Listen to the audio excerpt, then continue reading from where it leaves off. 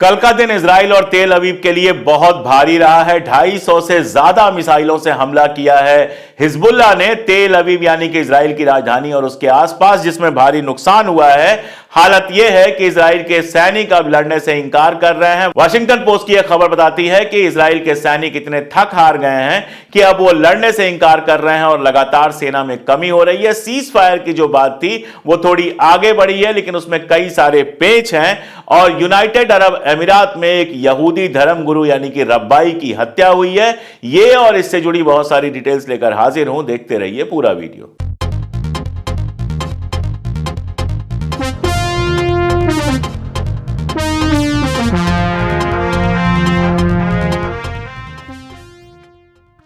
नमस्कार, मैं अशोक कुमार पांडे, स्वागत है आपका टीसीएच पर। हाजिर हूं इजराइल, फलस्तीन, लेबनान, ईरान, मिडिल ईस्ट और इसके बहाने सारी दुनिया की खबरें लेकर।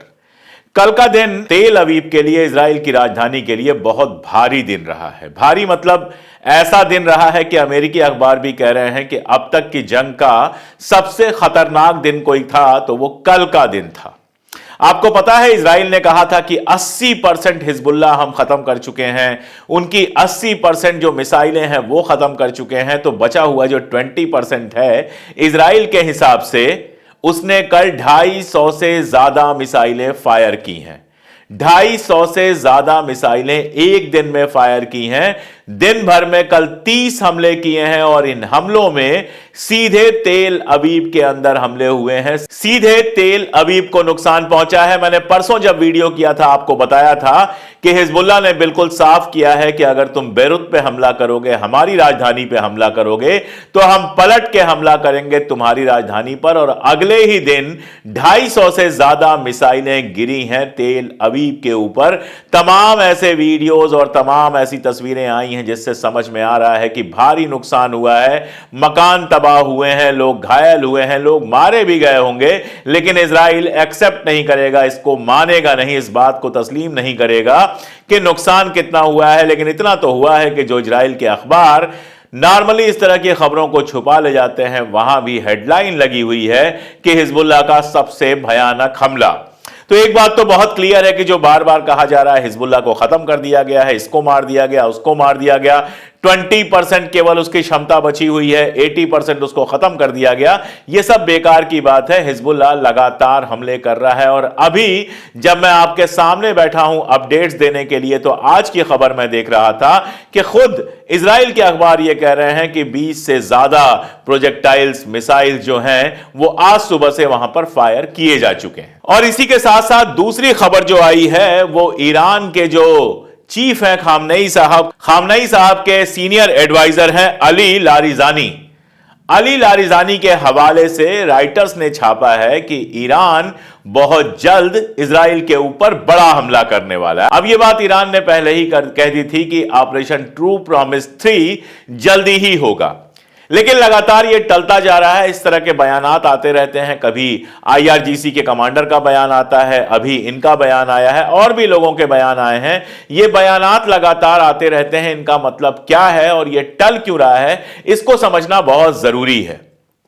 ना तो ऐसा कुछ है कि ईरान के पास ताकत नहीं है हमला करने की, और ना ही ऐसा है कि ईरान की नीयत नहीं है हमला करने की।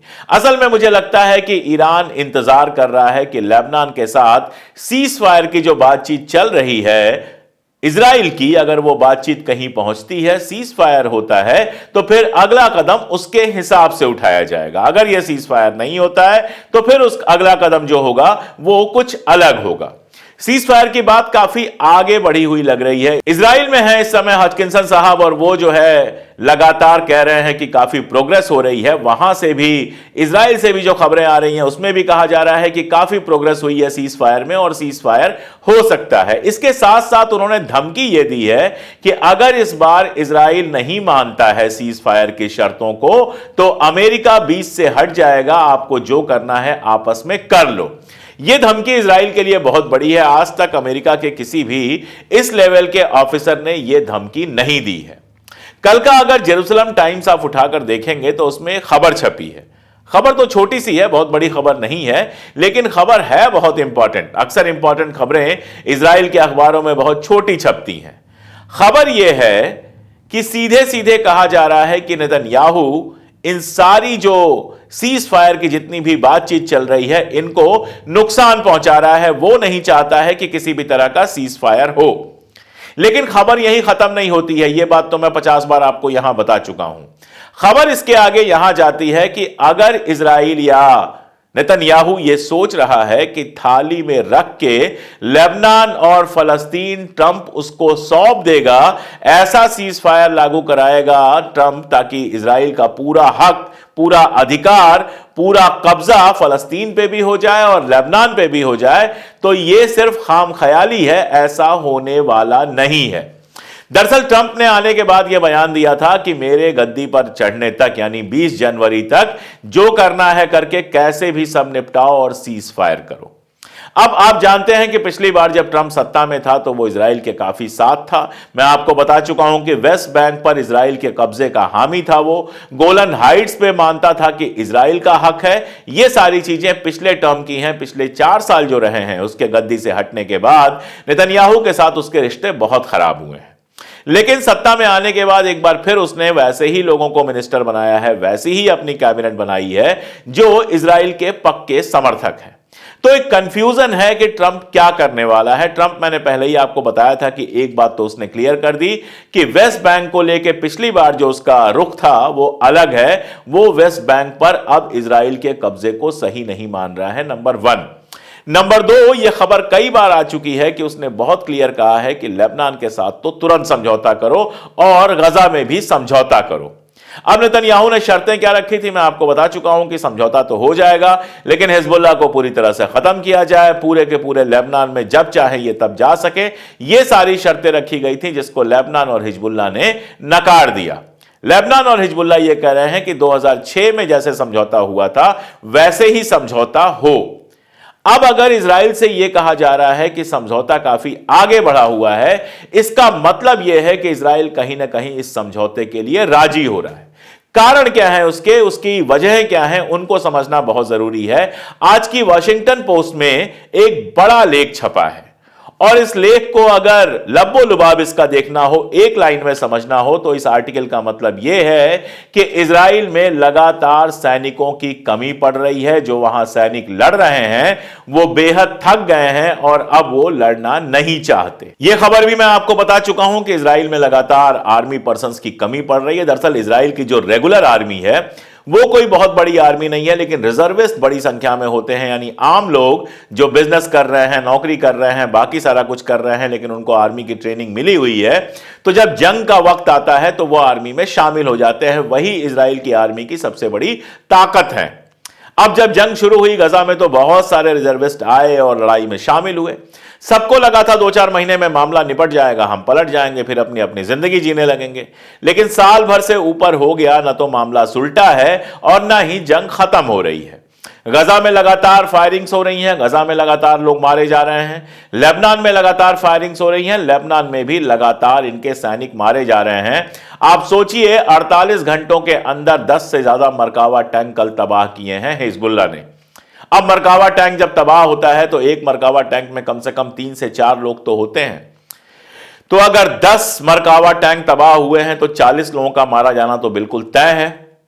अब जाहिर है कि जितने ज्यादा लोग मारे जा रहे हैं, इजराइल के जितने सैनिक मारे जा रहे हैं, उतनी नई भर्तियां नहीं हो पा रही हैं। आर्मी के चीफ पहले ही कह चुके हैं कि जंग की अब कोई जरूरत नहीं है, जंग से जो कुछ हासिल होना था वो हो चुका है।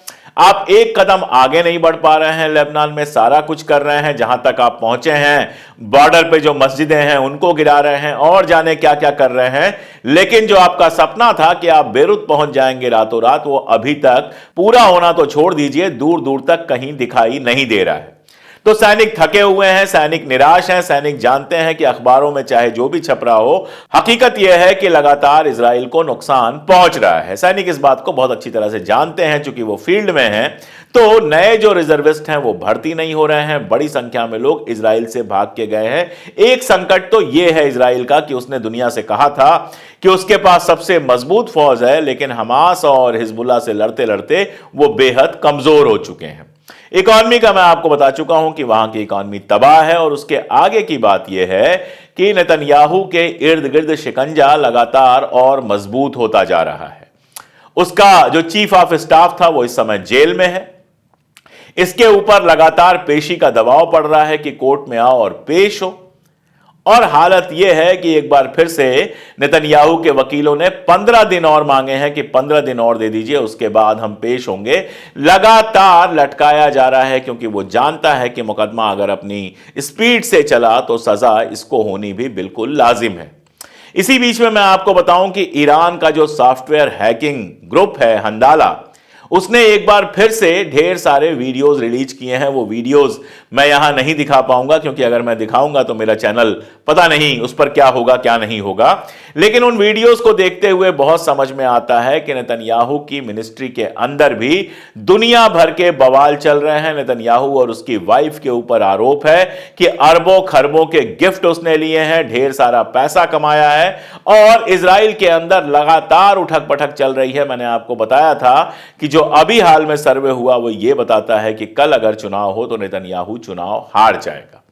तो एक तो वो खुद मुश्किल में है, गैलेंट को उसने निकाल दिया था क्योंकि गैलेंट लगातार जंग बंद करने की बात कर रहा था। नया जो आया वो उसका चमचा है, वो जो चाहता है वही बोलता है, लेकिन चमचे आपकी मनपसंद बात करते तो हैं, मुल्क का कोई फायदा नहीं पहुंचा पाते हैं। मुल्क उसी डिलेमा में फंसा हुआ है कि इधर लेबनान से हम लड़के जीत नहीं पा रहे हैं, अगर ईरान ने हमला कर दिया तो क्या होगा। इसीलिए शायद धीरे धीरे सीज फायर स्वीकार करने की बात चल रही है। हालांकि जितना मैं नेतन्याहू को समझता हूं, मुझे फिर भी लगता है कि सीज फायर जो ही फाइनल स्टेज में पहुंचेगा, नेतन्याहू कुछ ऐसा करेगा जिससे सीज फायर डिस्टर्ब हो जाए, जंगबंदी ना हो पाए। इसीलिए लगातार बेरूत के ऊपर वो हमला कर रहा है, लगातार बेरूत के रिहायशी इलाकों को नुकसान पहुंचा रहा है और यही वजह है कि लेबनान ने इस बार पलट के हमला किया है और इस बार कुछ रेजिडेंशियल हाउसेस को भी नुकसान पहुंचा है। अब ये रेजिडेंशियल हाउसेज हैं या कवर थे आईडीएफ के, ये मैं नहीं जानता, लेकिन ये तय है कि अगर ये जंग ऐसे ही चलती रही तो जो मंजर लेबनान में रोज देखने को मिल रहे हैं वही मंजर तेल अवीव में भी आपको बार बार देखने को मिलेंगे। और जैसे जैसे वो मंजर दिखेंगे, जैसे जैसे लोग परेशान होंगे, वैसे वैसे नेतन्याहू के ऊपर उंगलियां और तेज उठेंगी। इसीलिए आने वाला जो वक्त है वो नेतन्याहू के लिए बहुत मुश्किल वक्त हो सकता है, बावजूद इसके कि ट्रंप ने अपने सिपहसालार जो बनाए हैं वो सारे के सारे ऐसे हैं जो इजराइल के साथ खड़े होंगे। अब अगली खबर पे बढ़ने से पहले एक थोड़ी इंटरेस्टिंग सी खबर। आप जानते हैं कि ढेर सारे ऐसे प्रोडक्ट जो इजराइल से जुड़े हुए हैं उनका चल रहा है बायकॉट। अकेले अगर आप देख लीजिए केवल मलेशिया के अंदर, तो वहां पर कई कंपनियों के जिनका बायकॉट चल रहा है उनके स्टोर पूरी तरह से बंद हो चुके हैं। अब कंडीशन यह है कि इसका एक और काट निकाला गया है कि भाई लोगों को कोला तो पीना ही है, तो इंग्लैंड में बनाया गया है एक कोला गजा और उसके बारे में कहा गया है कि यह जेनोसाइड फ्री गजा है। यानी कोका कोला जो है वो तो इजराइल को पैसे देता है, वो तो इजराइल के साथ खड़ा है, इसलिए वो जेनोसाइड का पार्टनर है, उसको मत पीजिए और ये कोला गजा पीजिए जिसमें जेनोसाइड का हिस्सा नहीं है और जिससे जो प्रॉफिट हो रहा है वो गजा के लोगों की भलाई के लिए दिया जा रहा है। और मैं आपको बताऊं कि ब्रिटेन में 5 लाख से ज्यादा कैंस बिक चुके हैं कोला गजा के आज तक। अब हिंदुस्तान में अगर ये कोला गजा मिल रहा होता तो अभी मेरे टेबल पर रखा होता, लेकिन ये जो बायकॉट है इसने भी अपना अंदर अंदर बड़ा रोल प्ले किया है और कई सारी ऐसी कंपनियां जो इजराइल के साथ खड़ी हैं उनको अच्छा खासा नुकसान हुआ है इस बायकॉट से। अगली खबर जो है वो इराक से है। इराक के राष्ट्रपति बार बार ये बात कह रहे हैं कि इजराइल उनको धमकी दे रहा है, इजराइल उनके ऊपर हमला कर सकता है। आप जानते हैं इराक की जमीन से ही हमला किया था, इराक की जमीन पर जो अमेरिकन बेस है वहां से हमला किया था इजराइल ने और अब इराक ने कह दिया है कि हम अपनी जमीन का इस्तेमाल नहीं होने देंगे। उसके बाद से लगातार धमका रहा है इजराइल इराक को। अरब लीग की एक मीटिंग हुई है और उस मीटिंग में कहा गया है कि हम इराक के साथ खड़े होंगे, लेकिन अरब लीग से जब भी ऐसा कोई बयान आता है तो उसके साथ साथ मुझे कोई ऐसा वीडियो या कोई ऐसा न्यूज मिल जाता है जिससे इन लोगों पर भरोसा करना और मुश्किल हो जाता है। कल की बात बताऊं, टर्की के अंदर एक जुलूस निकला हुआ था फलस्तीन के पक्ष में, फलस्तीन के फेवर में, और टर्की की पुलिस ने उस जुलूस के ऊपर कहर ढाया, जुल्म ढाया, लोगों को मारा, पीटा, गिरफ्तार किया। तो आप पब्लिक में आकर भाषण देंगे कि हम फलस्तीन के साथ खड़े हैं, लेकिन आप ही की आवाम जब फलस्तीन के समर्थन में जुलूस निकालेगी तो आप उस पर लाठियां चलवाएंगे। बताइए, उसके बाद अर्दोगन साहब जैसे लोगों पर कौन भरोसा करेगा। इसी के साथ खबर आई है कि यूएई, यूनाइटेड अरब अमीरात में एक रब्बाई का मर्डर हुआ है। यह रब्बाई जो था वो चाबाद से जुड़ा था। चाबाद जो वहां है इजराइल में, वो एक्सट्रीमिस्ट समूह है जो इजराइल के सैनिकों वगैरह को धार्मिक शिक्षा दिया करता है। और ये जो रब्बाई था ये इजराइल की आर्मी के साथ लड़ा भी था गजा के अंदर। गजा में जो कुछ हुआ है उसमें इसका भी रोल था। अब इसको यूएई में मार दिया गया है। उसके बाद 3 लोग गिरफ्तार हुए हैं। अब इसके पीछे क्या कहानी है अभी बहुत खुल के नहीं आ रही है, लेकिन यह बहुत मुमकिन है कि प्रो पैलेस्टीनियन किसी ग्रुप ने इसकी हत्या की हो। यानी यूएई जैसे देश में जो कभी फलस्तीन के साथ नहीं खड़ा होता है, वहां की आवाम का भी एक हिस्सा फलस्तीन के लिए यह सारा कुछ करता हुआ नजर आ रहा है। आगे अगर इस पर कुछ अपडेट्स आती हैं तो मैं आपसे डिस्कस करूंगा। उधर गजा में बारिश हो रही है, ठंड है, बारिश हो रही है, कैंपों में लोग हैं और बेहद परेशान हैं।